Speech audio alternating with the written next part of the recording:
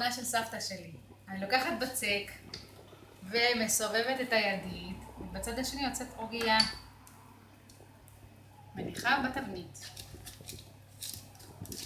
ושוב, אני לוקחת, מסובבת, והמכונה עושה את הצורה. ומניחה.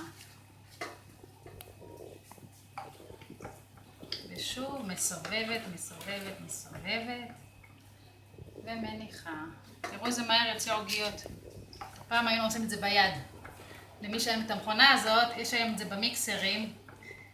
ואם לא, תקנו מכונת בשר רגילה, שיש בה את החלק הזה של העוגיות.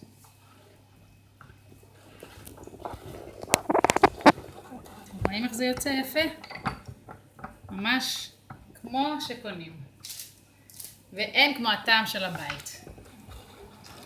עוגיות של סבתא. המתכון תכף יעלה לבלוג.